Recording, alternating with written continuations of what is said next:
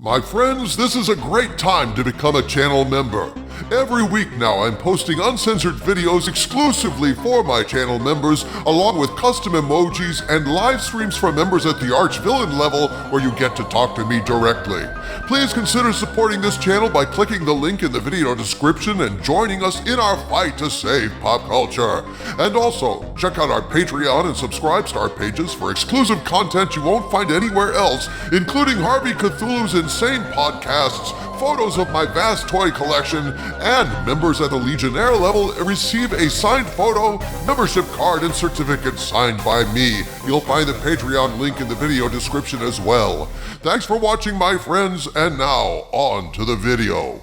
My friends, ex-Marvel Studios employee and X-Men 97 showrunner Beau DeMayo is making waves on X, spilling the proverbial tea in graphic detail of the frustrations he experienced working behind the scenes at Marvel Studios. So, why are his disclosures newsworthy? After all, it's not uncommon for fired employees to have unkind things to say about their former employers. Well, the circumstances here appear, at least to this industry outsider, to be a special case, because X-Men 97 was actually an excellent show, one of the few MCU things on Disney Plus that fans actually loved. And there's a reason why fans loved this show.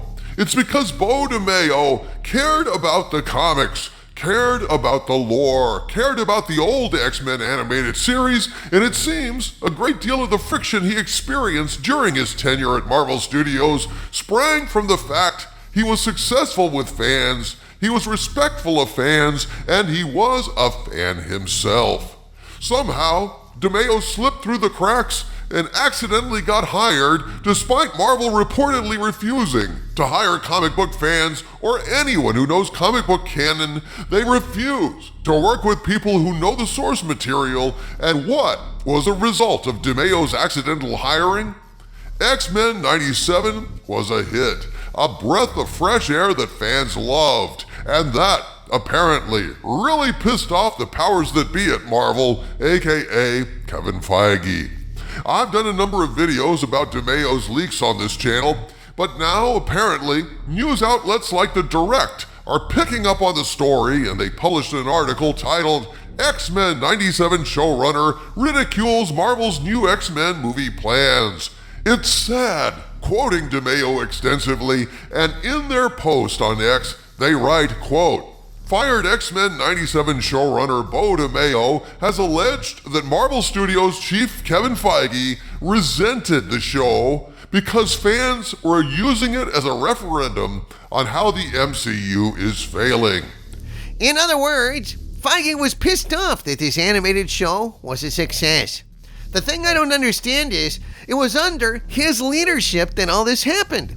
Why didn't Kevin Feige just take credit for it? Smile and say carry on with the good work. That's what Hollywood execs do all the time, isn't it? Take credit for the successes of those who work for them? You got me, Harvey Cthulhu. Feige is the boss, so logically everything under his leadership should accrue to his credit. But for whatever weird reason, it didn't work out that way. Apparently, there are some weird ego things running rampant behind the scenes at Marvel, sadly to the detriment of the work. The Direct does a lot of analysis of what DeMayo lays down in his lengthy post, but I'd prefer to share my own thoughts on the matter. Here's a portion of what Beau said in his latest post, and I warn you, these are troubling disclosures for Marvel comic fans and may make your head explode. Quote, "Now, do I have faith in the MCU's mutant saga? Short answer, not yet, no. And let me walk you through why so you don't think I'm just being a hater. X-Men requires planning, deep planning to pull them off and make them resonate. You also have to be very mindful of how you're laying out their story and the way in which audiences will experience the story. You also need to suppress your ego to make it your own and focus on meeting the mutants on their terms, which means deeply respecting their canon and the emotional investment that fans have in that canon. With this in mind, this is the start of Marvel Studios' mutant saga. A retcon and musical sting in Ms. Marvel that she's now somehow a mutant. Literally, our first intro to the X-Men in the MCU is not one of the decades worth of mutants, but a YA retcon that Kevin forced onto the franchise to make it his own, and out the MCU spin. And it is a tease and retcon that they still have not paid off. For decades, X-Men fans have waited for teenage mutants like Jubilee and Kitty Pryde to get their justice and due in film. Kevin knows this, but just like Fox shoved a teenage retconned rogue down our throats, Kevin and Marvel shoved Khan down our throats when far more interesting mutants would do. It's a fuck you to fans, and having been in the room with these guys, it is absolutely all ego. Even having a newly cast Jubilee show up at the end of Ms. Marvel to recruit her would have been better than the instantly forgettable tag we got. Once again, we come to what is being revealed to be the central problem with the MCU these days: ego and disdain for fans. They know damn well what the fans want, but they want to put their mark on things, and so they deliberately change shit up just for the hell of it. What a sad and silly situation, when the MCU is clearly, demonstrably, metrically failing, and yet they refuse to fix it by giving the audience what the audience clearly wants. Yes, it's insanity, O Skull of Calderon. I don't know many business models that advocate hating your customer base and refusing to sell them what they want. That's madness, period.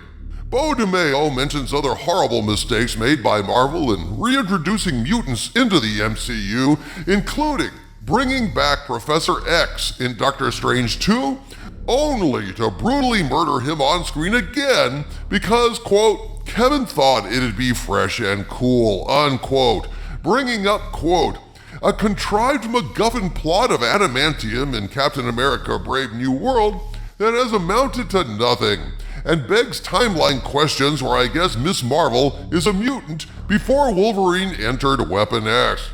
Lastly, all the Fox characters we thought were gone and dead are being brought out yet again to manufacture artificial interest and distract from Kevin and Marvel Studios' decade-long flailing of frequent failures, unquote. Then in a subsequent post, DeMayo followed up with this, like, I don't mean to be a hater, but who looks at this and says this is the care and respect and serious thinking that the X-Men characters deserve? Hell, who looks at this and says this is competent leadership from a studio that is in no way alarming? Kevin is introducing new concepts like adamantium and mutant Ms. Marvel, while simultaneously recycling old Fox characters, all before telling us they're going to reboot everything anyways. Like, what the fuck? Next, let's talk about how Kevin and Nate and Marvel talk about the one thing that's come out of Marvel that was universally loved? Oh, right, they don't. In fact, Kevin and his vaunted parliament at Marvel didn't even attend X-Men 97's premiere. One of the crew members was in the elevator with Lou the day of the premiere and mentioned it, and Lou had no idea what he was talking about. Also notice how everyone at Marvel talks like Deadpool and Wolverine put X-Men back into the modern zeitgeist? Sorry, that was X-Men 97, and even Ryan Reynolds has acknowledged it. Sadly, Kevin Feige and his sycophants hated that what I created with my team was getting all the praise it did, unquote. You know, it's actually weird now that I remember it. Someone was going around poisoning the fan base against X-Men 97 back then, claiming it was woke, it was turning characters gay, trying to slam Beau DeMayo for being a gay black man. But as it turned out, that was all bullshit. Beau DeMayo is one of the good guys, and the show was great. Funny how that lie was spreading around, almost like someone was trying to, torpedo the show. DeMayo continues, quote, and before you think I'm being egotistical, I highlight this to say, under my leadership and vision, my team and I created a project that resonated with the MCU's core audience in a way that Kevin and his parliament have so far failed to do in over a decade. Instead of looking at what my team and I did and learning to replicate our focus on canon and deep character work, they smeared me, tactically threatened the crew not to speak out while continuing to still abuse them, and have done everything to act like X-Men 97 wasn't a hit. Remember, I was told by a top exec at Marvel last year that Kevin resented my work and the show because fans like you were using it as a referendum on how Kevin's MCU is failing. I was told by several artists on the show that they had wanted to post or include blurbs commending me for my leadership and vision and all I poured into the show, only for Marvel to censor or reprimand them. Remember, Jake Castorina was literally stopped by Marvel in an interview with IGN for giving me too much credit as showrunner. Also, IGN went along with it, respected journalists that they are. All of this is ego, and the X-Men have no room for ego. Their legacy and the investment so many of us made into it is what's the priority, not making your mark.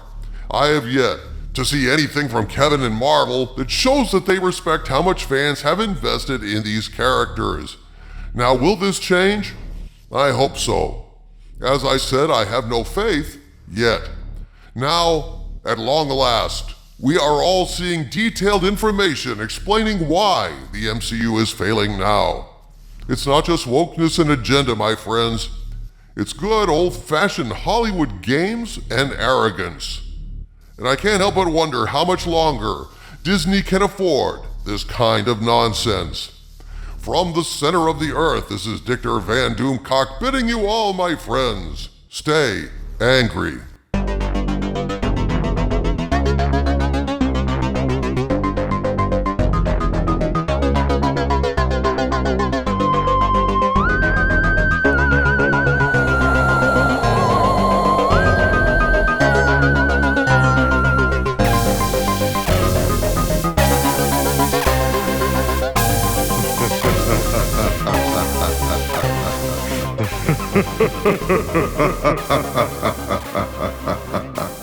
Ha ha ha ha ha.